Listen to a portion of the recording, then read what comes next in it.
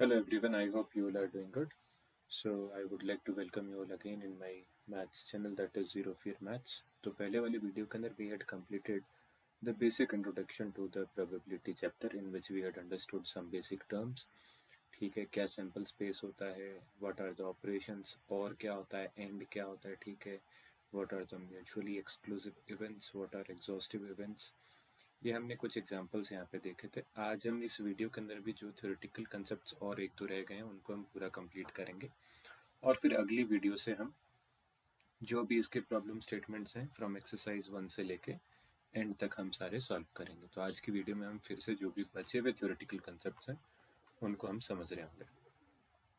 तो पहले हमने समझ लिया कि भैया सैम्पल स्पेस क्या था, फेवरेबल आउटकम्स क्या हैं, ठीक है, what is event, event set क्या है, उसका कॉम्प्लीमेंट्री क्या होगा, फिर उन सेट्स के बीच के ऑपरेशंस क्या क्या होंगे, that we had understood. Now we will try to understand कि ओके ये जो प्रोबेबिलिटी का फॉर्मूला क्या होगा।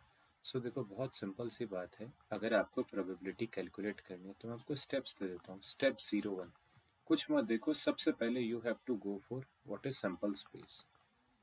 जो भी आपको डेटा दिया हुआ है उसका आप सबसे पहले सैम्पल स्पेस कैलकुलेट करेंगे कि भैया total number of the elements in that particular sample space जो आपका सेट फॉर्म हो रहा होगा। स्टेप 2, स्टेप 2 के अंदर जो आपका इवेंट है उसका आप सेट फॉर्म करेंगे, ठीक है, और इधर you can say you will find out the favourable outcomes of that particular event and then you will find out the number of elements in that set. फिर जो मेरा फॉर्मूला की अगर मैं बात करूं, सो ये सिंबल क्या मेंशन कर रहा है यहाँ पे, that is probability of occurrence of event E. Event E होने की क्या क्या पॉसिबिलिटीज हैं, so that will be equals to what, total number of the favorable outcomes divided by the sample space. So sir, that is the formula of probability. Agree? और ये तो formula हो गया कि उस पर्टिकुलर इवेंट को calculate करने का। कैसे कैलकुलेट करेंगे, that I had also explain कि भाई पहले स्टेप 1 क्या है एंड स्टेप 2 क्या है, दैट यू कैन फॉलो। ठीक है, अब बात कर लेते हैं कि then what is the maximum and minimum value of the probability of an event. एक इवेंट की अगर मान लेते हैं कि लेट्स अज्यूम करते हैं, let's we have a event, ठीक है, एक इवेंट ई मैंने यहाँ पे ले लिया। तो अगर अब मैं कहता हूँ कि जो प्रोबेबिलिटी ऑफ ई है इसकी मैक्स वैल्यू क्या होगी और इसकी मिनिमम वैल्यू क्या होगी, व्हाट इट कैन बी। सो देखो, अगर मैं मैक्सिमम वैल्यू की बात करूं तो मैक्सिमम वैल्यू कैन बी 1, और अगर मैं मिनिमम वैल्यू की बात करूं तो दैट कैन बी 0। वाई, उस चीज को समझते हैं। हम ये कहते हैं कि सपोज करो कि ये मेरा एक सैंपल स्पेस हो गया, ठीक है, इट कैन बी एनीथिंग, जो इवन नंबर ऑड नंबर जो भी आप सेट लेंगे सैंपल स्पेस, वो आप यहाँ पे ले लीजिए कि ये हो गया हमारा सैंपल स्पेस। और ये जो इवेंट ई है ये यहाँ कहीं तो भी सैंपल स्पेस में, और भी इवेंट हो सकते हैं, इट कैन बी, इसकी प्रोबेबिलिटी आपकी ये होगी। अभी हमने प्रोबेबिलिटी का क्या फॉर्मूला देखा कि सर हम क्या क्या कैलकुलेट करेंगे, कि भाई सैंपल स्पेस का हम कैलकुलेट करेंगे कि number of the elements in that particular sample space wherever जो मेरा ये एलिमेंट सॉरी इवेंट ई है इसका भी हम देखेंगे कि number of the elements in that particular set. और फिर क्या हम यहाँ से इसकी प्रोबेबिलिटी कैलकुलेट कर पाएंगे, yes, according to the formula total number of the favourable outcomes divided by जो भी हमारे सैंपल स्पेस है वहां पे, and that we will get the answer. तो मैक्सिमम वैल्यू 1 कब होगी, 1 तब होगी मैक्सिमम वैल्यू जब सर आपका ये जो इवेंट है या तो ये अकर होगा या इवेंट अकर नहीं होगा, ठीक है, या फिर वी कैन से कि 1 कब होगा, 1 तब होगा जब आपका favourable outcomes is equals to your sample space, जो कि पॉसिबल है, कोई बड़ी बात नहीं कि वो पॉसिबल नहीं है, ठीक है। तो देन वी कैन से कि यही एक कंडीशन है जब इसकी प्रोबेबिलिटी मैक्सिमम होगी, दैट कैन बी 1 इटसेल्फ, 1 से तो ज्यादा होने से रही, ठीक है। और 0 कब होगी, 0 तब होगी कि भैया जो आपके number of elements in that particular set अगर 0 हो जाए, इट मीन्स वो इवेंट वहां पे अकर ही नहीं हो रहा है, ठीक है। आई होप आपको ना 1 वाले पे अभी भी होगा डाउट, तो देखो फिर से एक्सप्लेन करता हूँ। अगर मैं ये कह रहा हूँ कि ये जो मेरा बाहर वाला ये सैंपल स्पेस हो गया, ठीक है, तो इसका नंबर ऑफ एलिमेंट कितने हो गए, एस हो गए। अब इस सैंपल स्पेस में ही तो ये इवेंट ई हो रहा होगा ना, तो 1 कब होगा, 1 तब होगा कि सर जब ये जो मेरा इवेंट ई है वो खुद ही सैंपल स्पेस है। अब वो सैंपल स्पेस से बड़ा तो इवेंट हो नहीं पाएगा, क्योंकि सैंपल स्पेस के अंदर ही अगर इवेंट होगा तो उसी की तो आप प्रोबेबिलिटी कैलकुलेट कर पाओगे, अदरवाइज तो आप प्रोबेबिलिटी ही नहीं कैलकुलेट कर पाओगे। That is why what we can conclude over here that the maximum value which we can achieve of a probability of occurrence of any event that could be 1 and the minimum will be 0। 1 कब होगी? जब वो event का occurrence या फिर number of event, sorry, जो element हैं उस सेट के अंदर वो खुद मेरे सैंपल स्पेस के इक्वल हो जाए। और 0 कब होगा? जब वो इवेंट अकर ही नहीं हो रहा, एक चीज। ठीक है, so that was about minimum and maximum value of the probability. अब बात करते हैं जो ये वाला टॉपिक है कि that is sum of the probabilities of all events of a sample space. Like मैं यहाँ पे आपको क्या एक्सप्लेन कर रहा था कि इस सैंपल स्पेस के अंदर और भी इवेंट्स हो सकते हैं। आओ उन पे बात करते हैं, then we will try to understand this thing. जैसे कि मैंने कह दिया कि सपोज करो ये एक आपका सैंपल स्पेस हो गया यहाँ पे, ठीक है। And in this we can have multiple events. मान लेते हैं ये ए इवेंट हो गया, ये बी इवेंट हो गया, ये सी हो गया, ये डी हो गया, यहाँ कहीं मान लेते हैं ई हो गया। ठीक है, that is A, B, C, D और ई। ठीक है, अब मैं क्या कह रहा हूँ, मैं ये कह रहा हूँ कि जैसे बाहर वाला तो आपका क्या हो गया, that is your sample space. ठीक है, अब क्या होगा क्या नहीं होगा वो अपन आगे जब एग्जांपल सॉल्व करेंगे तब हम उसको कैलकुलेट कर लेंगे। सो द नंबर ऑफ एलिमेंट्स ये हो गया आपके एन एस। अगर मैं इवेंट ए की बात करता हूँ तो जो यहाँ पे नंबर ऑफ एलिमेंट्स हो जाएंगे एन ए। अगर मैं इवेंट बी की बात करता हूँ so the number of elements would be n B. अगर मैं सी की बात करता हूँ so the number of elements would be n C. ऐसे ही हमारे डी के कितने हो जाएंगे, और सिमिलरली ई के भी हो जाएंगे ये। अब अगर सपोज करो मैं आपसे पूछता हूँ what will be the probability of event ए, तो आप अब खुल के बोल दोगे, क्या बोल दोगे? Number of events A upon total sample space. Similarly आप बी के लिए भी क्या कह दोगे? Number of events B divided by आपका सैंपल स्पेस। एंड आप ऐसे ही सी के लिए बोल देंगे कि number of event C divided by your sample space. Agree? और ऐसे ही आप प्रोबेबिलिटी ये आपका डी के लिए कह देंगे, that will be equals to number of event D divided by आपका सैंपल स्पेस। तो ऐसे n number of probabilities of events you can have in a single set. But मेरा सिंपल सा एक क्वेश्चन ये था, अभी आप क्या समझ के आए हो कि कोई एक इवेंट, जो इवेंट है, कोई भी एक इवेंट, उसका मैक्सिमम प्रोबेबिलिटी क्या होगा? 1 होगा। वो भी कब होगा? जब वो इवेंट खुद ही सैंपल स्पेस है, मतलब वो इवेंट खुद सैंपल स्पेस की इक्वल हो जाए। Agree in that case? Otherwise क्या होगा, उस इवेंट का जो प्रोबेबिलिटी होगा that would be always smaller than 1, और 0 से ज्यादा होगा अगर वो इवेंट वहां पे अकर हो रहा है तो। एग्री? तो अब अगर मैं यहाँ पे एक रेंज की बात करूं कि भाई कोई भी इवेंट हो, probability of occurrence of any event that would be either smaller than equals to 1 and it will be greater than or equals to 0. That is the range of occurrence of any, uh, sorry, it will be the range of probability of occurrence of any event. Agree? अब यहाँ पे एक और concept ये आता है कि अगर सैंपल स्पेस के अंदर n नंबर ऑफ इवेंट्स हो रहे हैं, ठीक है, और अब अगर मैं उन सब की प्रोबेबिलिटी का सम अगर करता हूँ, ठीक है, लाइक जो हमने यहाँ पे प्रोबेबिलिटी कैलकुलेट करी, probability A B C D की, अगर मैं इन सब की प्रोबेबिलिटीज का सम यहाँ पे करता हूँ तो that should be equal to 1। ठीक है, तो एक ये कंसेप्ट है यहाँ पे। अगर बस देखो यहाँ पे समझना आपको ये चीज है, मैं ये कहता हूँ कि इस सैंपल स्पेस के अंदर ये 5 ही इवेंट हो रहे हैं, इस 5 से ज्यादा इवेंट नहीं हो रहे हैं। और अगर मैं इन पांचों को सम करता हूँ तो इट इज 100% ट्रू कि इन सब की प्रोबेबिलिटी का सम आपका 1 ही आएगा। नाउ यू कैन से व्हाट इफ अगर 1 से ज्यादा आ गया, इट मीन्स कोई ना कोई एक प्रोबेबिलिटी का वैल्यू आपने गलत कैलकुलेट कर लिया है, वो पॉसिबल ही नहीं है। 1 से कम आ गया तो यस इट इज पॉसिबल। अगर 1 से कम आ रहा है इट मीन्स आपने शायद कोई ना कोई एक प्रोबेबिलिटी का सम इंक्लूड नहीं किया। ठीक है, ये एक पॉसिबिलिटी हो गई। क्या 0 से कम आएगा? इम्पॉसिबल। कोई चीज के ना होने की probability can not be in negative, क्योंकि या तो प्रोबेबिलिटी जीरो होगी या जीरो के इक्वल होगी या जीरो से ज्यादा होगी, बट वन से के इक्वल या वन से कम होगी, ना तो वन से ज्यादा होगी और ना ही जीरो से कम होगी। Probability of occurrence of any event would always lie between zero से लेके वन के बीच में ही वो चीज लाई करेगी, अदरवाइज वो प्रोबेबिलिटी इनवैलिड कहलाएगी वहां पे। ठीक है, तो कंक्लूड करता हूँ। कंक्लूजन ये है कि ये तो समझ में आ गया कि how to calculate the probability. Probability का maximum value can be one, minimum can be zero, इनसे ना तो जीरो से कम होगी ना वन से ज्यादा होगी। अगर एक सैंपल स्पेस के सारे प्रोबेबिलिटीज का सम अगर आप करते हैं तो that would be equals to one, one से ज्यादा नहीं होगा। ठीक है, एक चीज ये। अब बात करते हैं जो अभी अपन ने कंसेप्ट सीखा है, इसी को ही हम इम्प्लीमेंट करने की कोशिश करते हैं। इसने क्या बोला, लेट ए सैंपल स्पेस। पहले तो देखो क्वेश्चन को समझना बहुत इंपॉर्टेंट है, इसलिए मैं थ्योरी पे बहुत एम्फोसाइज कर रहा हूँ।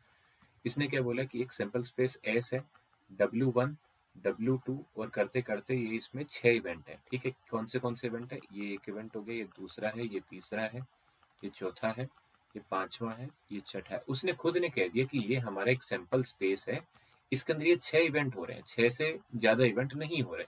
इतनी चीज आई समझ में। Which of the following assignment of probabilities to each outcome are valid. ठीक है, उसको अपन बाद में देखते हैं। तो अब ये क्या कह रहा है कि ये इवेंट क्या है, वन हो गया, ये इवेंट टू हो गया, ये इवेंट थ्री है, ये इवेंट फोर है, ये इवेंट फाइव है और ये इवेंट आपका सिक्स है। ऐसे 6 इवेंट इस सैंपल स्पेस में हो रहे हैं।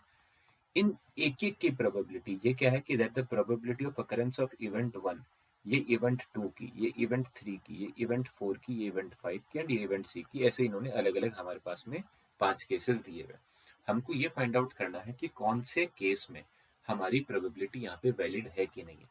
तो देखो प्रोबेबिलिटी वैलिड होने का मीनिंग क्या है कि इन 6 के 6 की अगर मैं प्रोबेबिलिटी यहाँ पे ऐड करता हूँ, समीशन अगर ये करता हूँ, जहाँ से मेरा जो आई है वो कहाँ से, it is starting from zero से, सॉरी वन से स्टार्ट हो रहा है ये, और I will be smaller than six तक अगर ये जाएगा, मतलब one two three four five six, तो that should be equals to one. मतलब अगर मैं सीधी भाषा में कहूँ तो सारी प्रोबेबिलिटीज का सम क्या होना चाहिए, वन होना चाहिए।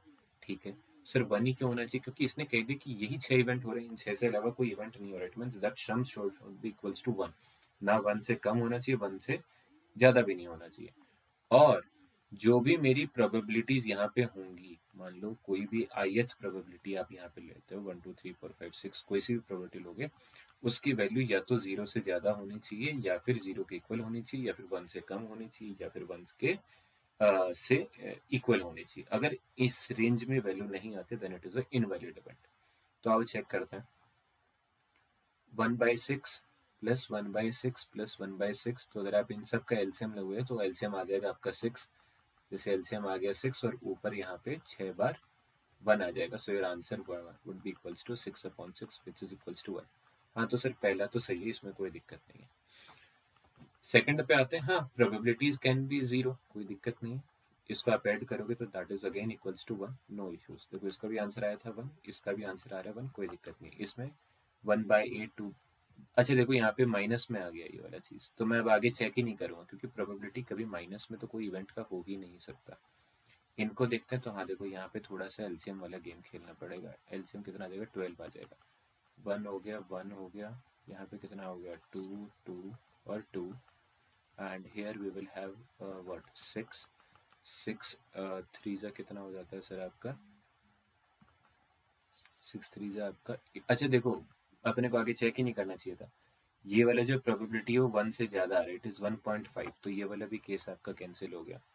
ठीक है, इसको देखते हैं। ये हो गया 0.3 0.9 1.1, तो ये वाला भी केस आपका इग्नोर हो गया, क्योंकि यहाँ पे भी जो प्रोबेबिलिटी है इट इज़ मोर देन 1, यहाँ पे भी मोर देन 1 है, और यहाँ पे तो चलो ये वाली प्रोबेबिलिटी आपकी माइनस में आ गई, तो दैट इज इनवैलिड इवेंट। तो आप यहाँ से क्या समझे कि प्रोबेबिलिटी का जो सम है वो क्या होना चाहिए आपका, 1 होना चाहिए। उस सैंपल स्पेस के जितने भी इवेंट हैं उन सबको अगर आप ऐड करते हैं उनकी probabilities, so it should be equals to 1 itself.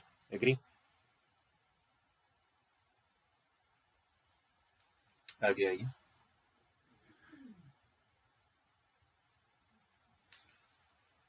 Probability of an event. अब देखिए, अब हम उस पर्टिकुलर इवेंट की प्रोबेबिलिटी कैसे कैलकुलेट करें। हालांकि हमने ऑलरेडी कैलकुलेट कर लिया, बट एक एग्जांपल ले लेते हैं यहाँ पे कि अच्छा, अगर मान लो ये कहा जाता है कि टॉस, 3 कॉइन को एक साथ आप कर दो टॉस, या फिर एक कॉइन को आप 3 बार टॉस कर दो, बात एक ही है, ठीक है। तो सबसे पहले तो वही मैंने बताया था आपको, that you have to emphasize on step 1, that is what your sample space.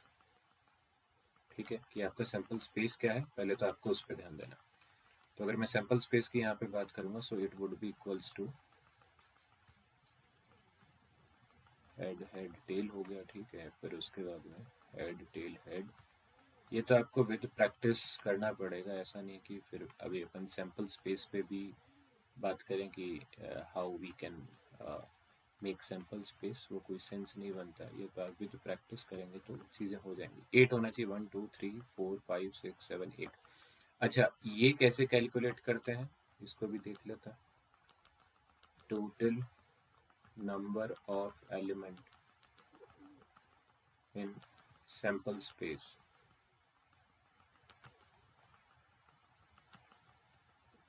ये मैं कॉइन के स्पेसिफिक बात कर रहा हूँ, ठीक है। तो अगर मान लो that would be equals to 2 की पावर n। n क्या है, number of times a coin is tossed. तो यहाँ पे 3 बार टॉस किया, एग्जाम्पल अगर मैं यहाँ पे ले लेता हूँ, यहाँ पे n हमारा कितना है, n is equals to 3। So 2 की power 3 would be equals to 8। तो आपके जो नंबर ऑफ एलिमेंट्स होंगे इन दैट सिंपल स्पेस वो कितने हो जाएंगे, आपके 8 हो जाएंगे। खैर वो अभी हमारा गोल नहीं है। हम बात करते हैं प्रोबेबिलिटी ऑफ एन इवेंट। तो मैं यहाँ पे एक इवेंट ए ले लेता हूँ, जहाँ पे मैं कहता हूँ गेटिंग एटलीस्ट 2 हेड, कम से कम 2 हेड आने चाहिए। तो मैंने आपको क्या बोला, सबसे पहले उसका सेट ड्रॉ करो।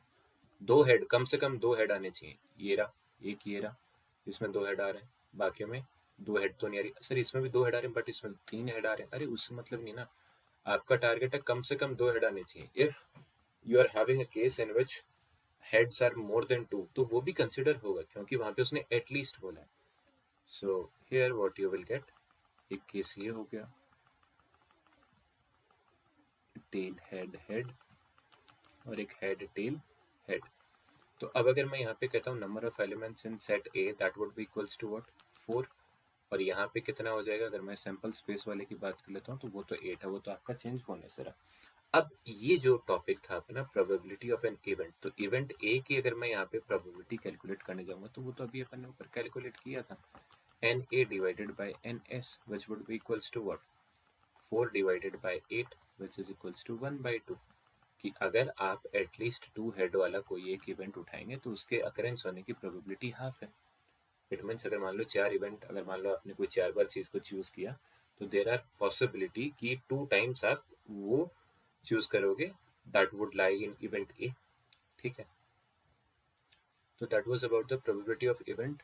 एक बार अगर कंक्लूड करें तो अगर मान लो कोई भी आपको एक इवेंट दिया हुआ है, उसका आप सबसे पहले क्या करेंगे, अपना सेट ड्रॉ करेंगे। From there you will calculate the number of elements in that particular set, and then you can simply apply the formula, that is probability of that particular event would be equals to what, number of elements in that particular set divided by the number of elements in a sample space। agree? आगे आते हैं। अच्छा, ये वाला थोड़ा जो चीज था, तो सेट्स में पहले अपने एनसीईआरटी में था कि सेट्स में भी ये फॉर्मूला दिया हुआ था, वेन डायग्राम वाला जो था, बट अभी उन्होंने हटा दिया है। बट ये प्रोबेबिलिटी के अंदर ये फॉर्मूला अभी भी हम यूज करते हैं कि how to calculate union, how to calculate intersection of 2 sets. तो पहले वो सेट्स वाला जो फॉर्मूला है उसको समझते हैं, after that we will apply the same concept over here, ठीक है। तो जैसे कि आप ऐसे इमेजिन करिए कि सबसे पहले हम एक वेन डायग्राम बना के 2 सेट्स वगैरह उनको एक साथ कंपेयर करने की कोशिश करेंगे कि एक यूनियन हो गया, या फिर इधर यू कैन से कि एक यूनिवर्सल सेट हो गया, and then we are having 2 events over there. और इधर यू कैन से कि एक यूनिवर्सल सेट हमने यहाँ पे ले लिया, and in that we are having 2 sets over here, that can be set A and set B, ठीक है। ये हमारे पास में 2 सेट आ गए, ये हो गया सेट ए हो गया, ये सेट बी हो गया। और इन दोनों को अगर आप एक साथ कंबाइन करके देखते हैं तो that is considered as what, A union B. और इन दोनों के जो बीच का कॉमन एरिया है उसको हम क्या कह देते हैं, ए इंटरसेक्शन बी, जो कि हम सेट्स में भी वेन डायग्राम में रीड करके आ गए थे। बट मेरा पॉइंट ये है जैसे कि एक एग्जांपल से हम इस चीज़ को समझते हैं कि जब आप ए सेट मान लो, ये हो गया आपका 1 2 3 4 5, वहीं पे आप एक बी सेट मान लो दैट इज इक्वल्स टू 2 4 6, ठीक है।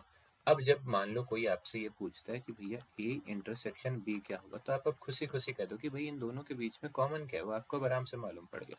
अब कोई कहता है कि नहीं हमको तो इसका यूनियन बताओ, तो मैंने क्या कहा था कि यार ए यूनियन बी करना, तो आप क्या करते थे, 1 2 3 4 5 ए वाले को लिखा, फिर बी वाले को आप लिख लिया करते थे। बट फिर आप कहते थे कि नहीं नहीं एक एलिमेंट तो एक ही बार आएगा, तो हम क्या करेंगे, हम उसको एक एलिमेंट को एक ही बार कंसिडर करके हम उसको हटा देंगे। बेसिकली होता क्या था देखो, जब आप इनका यूनियन कर रहे हो ना, तो आप पहले क्या करते थे, ए यूनियन बी के अंदर आप बेसिकली क्या कर रहे हो कि सबसे पहले आप ए का पूरा पार्ट उठा के लेके आ रहे हो, फिर आप बी का पूरा पार्ट उठा के लेके आ रहे हो। बट आपको क्या मालूम है कि कुछ ऐसा हिस्सा है जो सेम ए के अंदर भी है, वही सेम हिस्सा बी के अंदर भी है। तो जब आप इन दोनों को ऐड करोगे तो देखो ऐसा कुछ आ जाएगा आपके पास में, ए प्लस बी तो हो ही गया, और ये जो कॉमन वाला हिस्सा है वो एक बार ए की साइड से आ गया, और वही सेम कॉमन हिस्सा एक बार बी की साइड से आ गया। तो अगर आप चेक करोगे तो देखो 2 और 4 आपका कॉमन पार्ट था, तो वो एक बार तो ए की साइड से आ गया, और वही सेम कॉमन पार्ट एक बार आपका बी की साइड से आ गया। तब आप क्या करते थे, अब सर हम क्या करेंगे, जो इनके बीच का कॉमन पार्ट है उसको एक बार ही हम इंक्लूड करेंगे, इट मीन्स इसको इंक्लूड नहीं करेंगे। तो हम क्या करेंगे, कॉमन वाले पार्ट को हम हटा देंगे। तो यहाँ से फिर क्या होगा, 2 और 4 हट जाया करता था, और यहाँ से फिर आपका A union B will be equals to what, that would be equals to 1 2 3 4 5 और 6 आ गया, ठीक है। तो अब अगर हम इसको फॉर्मूला की हेल्प से समझना चाहें, तो देखो बेसिकली हुआ क्या, हुआ यही ना कि जैसे कि आपके पास में दिया हुआ था ए यूनियन बी, आपने कहा हम एक बार तो ए को ऐड कर लेंगे, एक बार हम बी को ऐड कर लेंगे।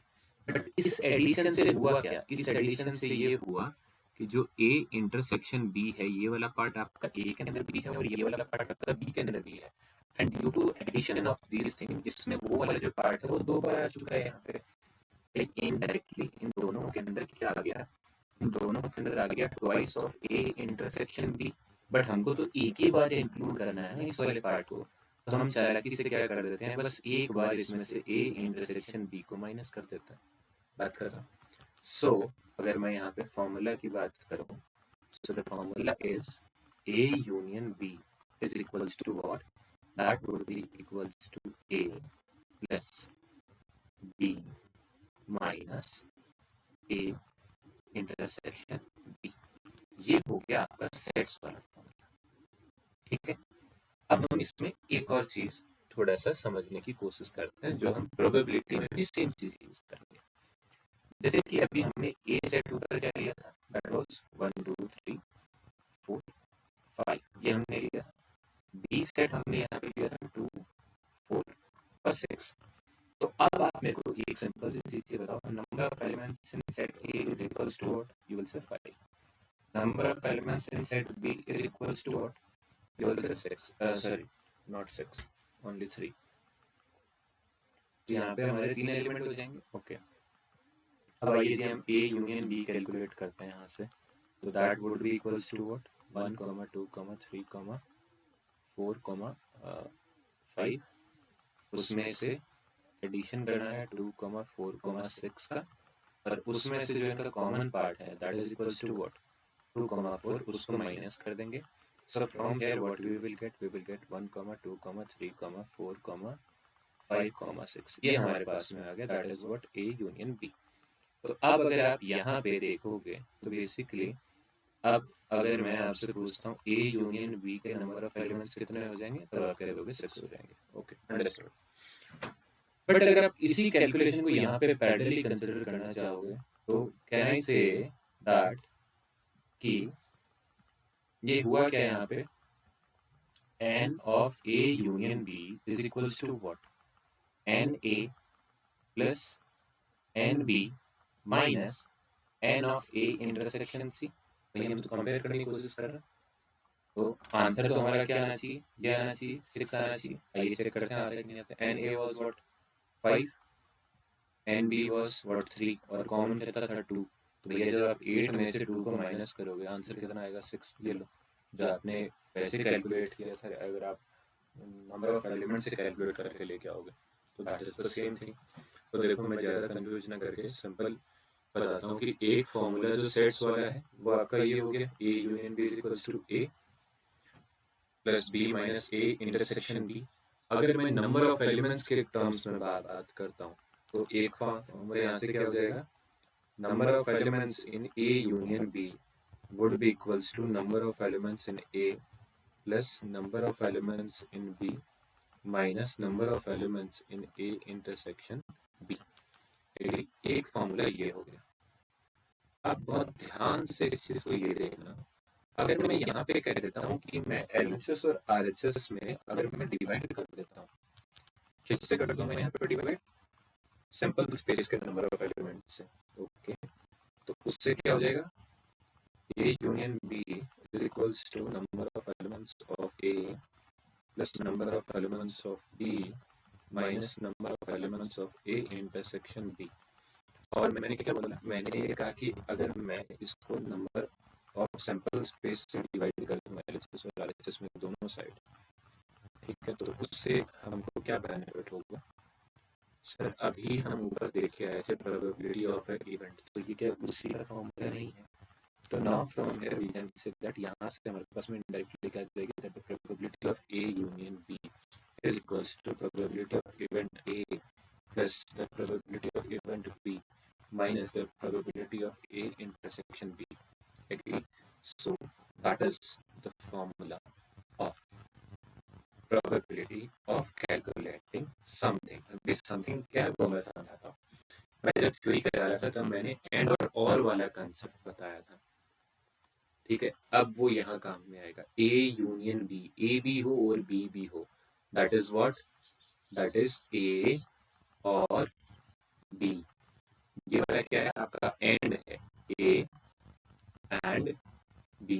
तो अब अगर कल ना वो कह देता है कि प्रोबेबिलिटी ऑफ इवेंट A ये है, प्रोबेबिलिटी ऑफ इवेंट B ये है and the probability of event A और B ये दिया हुआ, then find the probability of event A and D। तो उसके लिए कौन सा फॉर्मूला यूज करोगे sir, in that case you will use this formula, ठीक है। और ये फॉर्मूला आप ऐसे भी लिख सकते हो कि probability of A intersection B, मतलब LHS RHS में आप कुछ भी वैल्यू, ये फॉर्मूला आपके पास में आ गया, इनमें से वो 3 वैल्यू आपको दे देगा, तो फोर्थ वाली 3 वैल्यू तो आप अपने आप कैलकुलेट कर ही पाओगे। तो that is not a big deal over here, ठीक है। तो सर ये वाला फॉर्मूला आपको याद करना। तो ये फॉर्मूला कहाँ से है वो मैंने आपको एक्सप्लेन कर दिया, ठीक है। और कैसे इसको हमको यूज करना है, दैट जब हम क्वेश्चंस कर रहे होंगे तब हम इस चीज को और अच्छे से समझ रहे होंगे वहाँ पे, ठीक है। अब बात कर लेते हैं कि देखो अब थोड़ा सा वो घुमाने वाली बातें आ जाएंगी, वो वर्ड्स अच्छे अच्छे यूज कर लेगा, mutually exclusive events, exhaustive events, ठीक है, प्रोबेबिलिटी ऑफ कॉम्प्लीमेंट्री इवेंट्स। कुछ नहीं है सर, ये मैं थ्योरी में आपको ऑलरेडी करा चुका हूँ। नाउ अब अगर सपोज करो मैं आपको एक कंडीशन यहाँ पे दे देता हूँ, कह देता हूँ कि सर जो इवेंट्स है ना वो क्या है कि उनके बीच में ना कुछ कॉमन नहीं है, दे आर म्यूचुअली एक्सक्लूसिव, ठीक है। तो अगर वो म्यूचुअली एक्सक्लूसिव इवेंट्स हैं, इट मींस अगर A इंटरसेक्शन B क्या आ रहा है, that is your empty set, तो भैया number of A intersection B मतलब उसके अंदर कितने एलिमेंट हो जाएंगे 0। तो जो इसकी प्रोबेबिलिटी आएगी A इंटरसेक्शन B वो भी क्या आएगी 0 आएगी। देन मेरा probability of A union B जो अभी हमने यहाँ पे फॉर्मूला किया, that would be equals to what, probability of A plus probability of B। बात खत्म। तो मैं वही आपको चीज कह रहा हूँ कि first you have to understand the theory, then you have to understand the formula. तो अगर जब आप अगर सिंपल फॉर्मूला ही अगर याद करने जाएंगे तो आपको फिर दो दो फॉर्मूला याद करने पड़ेंगे।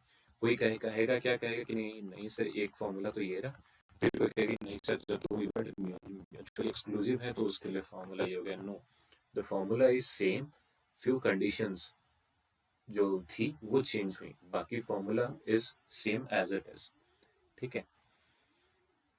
सो एक बार इसको अच्छे से आप देखना। अच्छा चलो ठीक है, फिर एग्जॉस्टिव इवेंट्स तो उसके अंदर ये हो जाएगा कि अगर मान लो भाई एग्जॉस्टिव इवेंट्स की उस सैंपल स्पेस के अंदर सिर्फ 2 ही या 3 ही इवेंट हो रही है, उन सबको अगर हम यहाँ पे ऐड करते हैं एक साथ तो and if it is equals to the universal set then हम उसको क्या कह देंगे, एग्जॉस्टिव इवेंट्स कर देंगे। Probability of a complementary event, ये थोड़ा सा इंपॉर्टेंट पार्ट है, देखो इसको देखते हैं।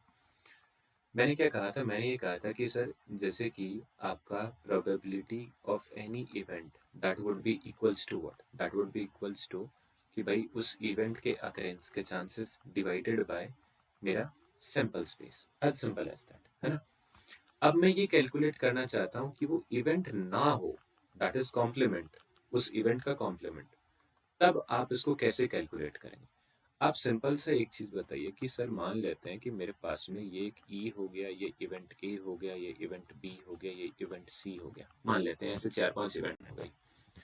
अब यहाँ से ई मेरा इवेंट ये हो गया, अब मैं कह रहा हूँ कि नहीं ई के अलावा मेरे को बात करनी है, तो वो तो ए बी सी हो जाएंगे, तो आप क्या करोगे, अगर ई को अगर आपको एक्सक्लूड करना है तो आप सैंपल स्पेस में से उस पर्टिकुलर इवेंट को माइनस कर दोगे, ठीक है।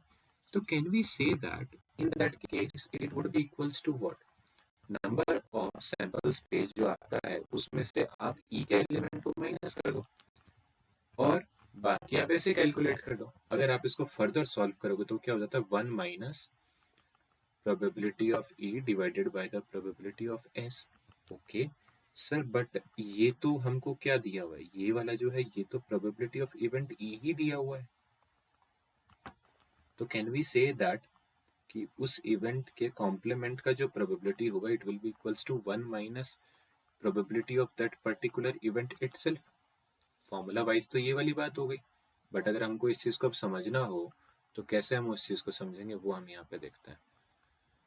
मैं सिंपल सी एक बात कहता हूँ कि सर एक एग्जांपल ले लो, एक इवेंट की प्रोबेबिलिटी मैं कह देता हूँ कि दैट इज इक्वल्स टू 1/4 है, ठीक है।